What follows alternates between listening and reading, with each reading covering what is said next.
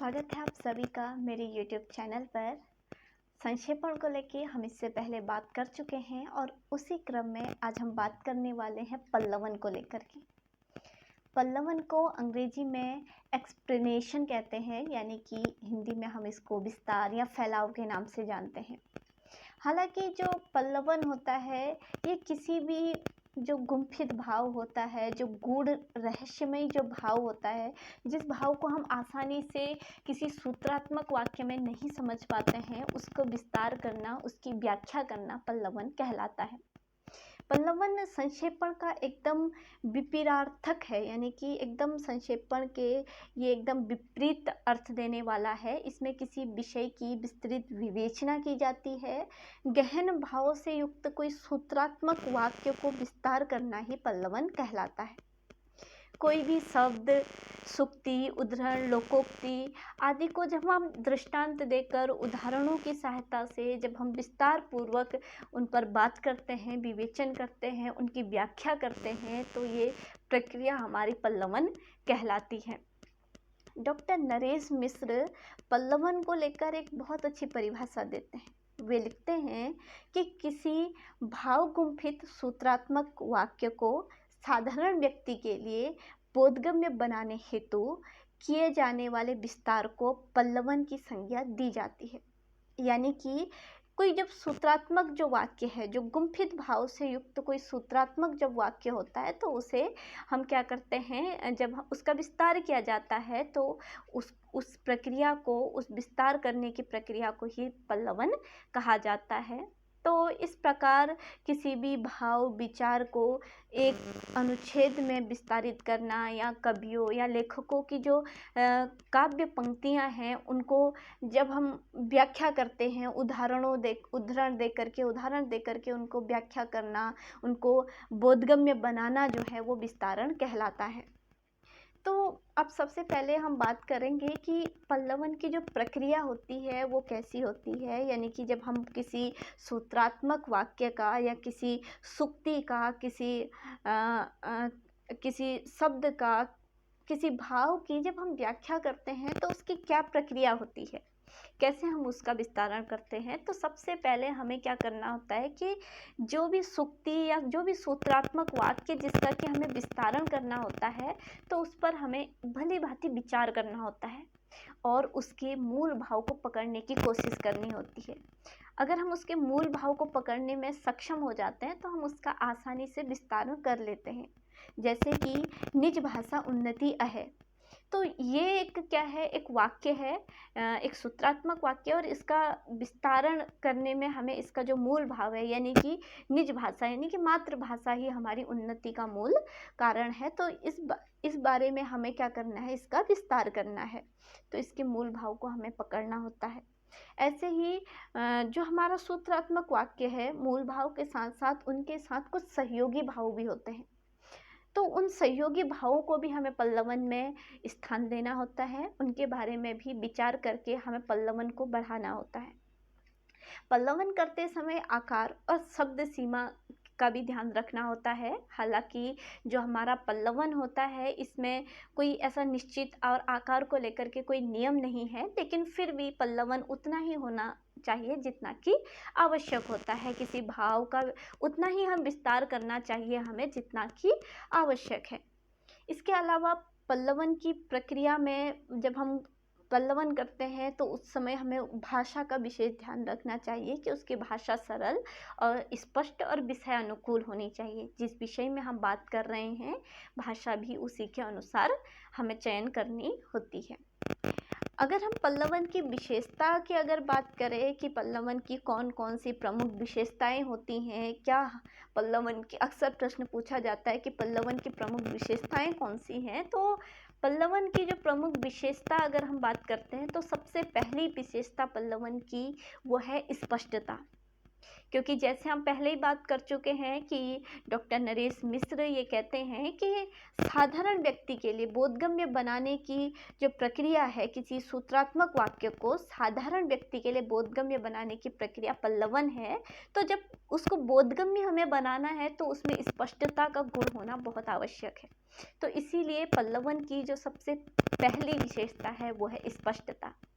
पल्लवन के में कथन प्रतिपादन में स्पष्टता होती है, यानी कि जो भी कथन की बात की जा रही है उस वो कथन जो है वो स्पष्ट तरीके से जिस भाव को हम व्याख्यायित कर रहे हैं उसमें स्पष्टता होती है। मूल चिंतन उस सूत्रात्मक वाक्य में चिंतन मनन के पश्चात उसकी एक रूपरेखा बनाई जाती है और उस रूपरेखा के साथ क्रमबद्धता से ही जो है पल्लवन किया जाता है। इसके अलावा जो मूल भाव होता है उसको उदाहरण के साथ स्पष्ट किया जाता है और मूल भाव को उदाहरणों से बहुत अच्छे से समझाया जाता है, बहुत अच्छे से स्पष्ट किया जाता है। तो स्पष्टता जो है वो पल्लवन की मूल विशेषता है। उसके बाद पल्लवन की जो दूसरी महत्वपूर्ण विशेषता है वो है सरलता। अब देखिए, सरलता जो है पल्लवन की महत्वपूर्ण विशेषता इसलिए क्योंकि हम उसको किसी भी गूढ़ भाव को, किसी भी ना समझने वाले भाव को हम स्पष्ट कर रहे हैं, और जब तक हम सरल भाषा में सरलता से उसे स्पष्ट नहीं करेंगे तब तक जो है हमारा पल्लवन जो है वो सार्थक नहीं होगा। तो पल्लवन में क्या होता है कि छोटे छोटे भाव, छोटे छोटे वाक्यों का प्रयोग किया जाता है और जो भाषा होती है वो सरल रखी जाती है, सटीक शब्दों का प्रयोग किया जाता है, यानी कि कुल मिला के हमारा पल्लवन जो है वो सरल होना चाहिए। इसके अलावा जो पल्लवन की जो विशेषता है वो है संक्षिप्तता। हालांकि पल्लवन जो है वो विस्तार करना आवश्यक है पल्लवन में, लेकिन फिर भी विस्तार भी हमें जो है एक आवश्यक सीमा तक ही करना चाहिए। जितना कि ज़रूरी है पल्लवन करने के लिए उतना ही पल्लवन हमें करना चाहिए, उतना ही विस्तार हमें करना चाहिए। ऐसा नहीं कि पल्लवन में हम व्यर्थ की टीका टिप्पणी करें, तर्क वितर्क में उसमें करें, तो ये आवश्यक नहीं है। हमें केवल मूल भाव को बोधगम्य बनाने के लिए विस्तार करना है, इसलिए इसकी एक निश्चित सीमा तक, इसकी एक तक ही जो है हम इसका पल्लवन कर सकते हैं, विस्तारण कर सकते हैं। तो इस प्रकार संक्षिप्तता भी इसकी एक विशेषता है। तो इसके अलावा अन्य पुरुष शैली का प्रयोग, यानी कि संक्षेपण की जो चौथी विशेषता है वो है अन्य पुरुष शैली का प्रयोग। संक्षेपण अन्य पुरुष शैली में किया जाता है और इस शैली के प्रयोग से पल्लवन में सरलता, सहजता और प्रवाहमयता आ जाती है। तो इस प्रकार ये पल्लवन की महत्वपूर्ण विशेषताएं हैं। अब आपको कुछ प्रश्न जो हैं परेशान कर सकते हैं, आपके मस्तिष्क में कुछ ऐसे सवाल उठ सकते हैं जैसे कि पल्लवन और विस्तारण में, पल्लवन विस्तारण यानी कि पल्लवन और संक्षेपण में से दोनों में से कौन श्रेष्ठ है, या फिर व्यक्ति के जीवन में पल्लवन ज़्यादा महत्वपूर्ण है या फिर संक्षेपण ज़्यादा महत्वपूर्ण है। या फिर आपसे प्रश्न भी पूछा जा सकता है कि पल्लवन या संक्षेपण दोनों में से कौन महत्वपूर्ण है। तो इन सब का उत्तर ये है कि व्यवहारिक धरातल पर व्यक्ति के जीवन में समय समय पर दोनों का अलग अलग महत्व है। दरअसल कुछ लोग अपनी बात को व्यास शैली में, यानी कि विस्तार पूर्वक बताने के आदी होते हैं। वो अपनी बात को बहुत विस्तार से बताते हैं, बहुत विस्तार से कहते हैं।